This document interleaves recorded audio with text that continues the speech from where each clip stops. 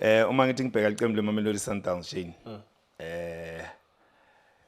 Ligcine kudala kuluza eLoftus. Last season I think liwina wonke ama game of 15 eLoftus. Kuse Slaughterhouse lapha. This season I think draw abanayo Orlando Pirates eLoftus. So good difficult man ukuthi i-team ingathola 4 points kuMamelodi Sundowns. It's not easy. It's either bathola 3 points or iSundowns ithole 4 points or 6 points. Yeah. Lokho ngakubuza eSoweto iSundowns yakwazi ukuthatha 12 points eSoweto. So into engizama ukutshela yona ukuthi ucoach Manqoba uzamile Shane, but uma ungabheka the way Sundowns icale ngakhona icale kahle kakhulu Shane first half.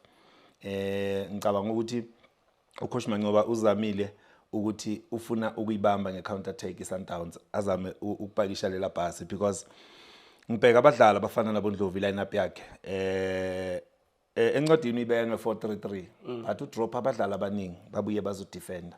That is why ubona abojian nabo Mabasa uma ngabe mhlawumbe i-Arrows ayina bhola bazama ukubuya bafuna ukuvala lesa space la emuva la kumele kujoyine khona labadlali abosise ukuthi babuye bazobajoyina bavale lesa space.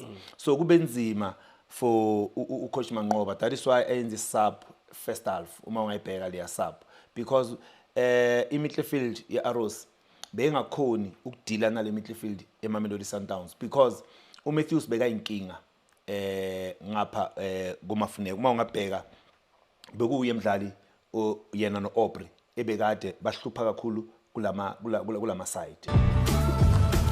The new Corolla Cross, filled with life.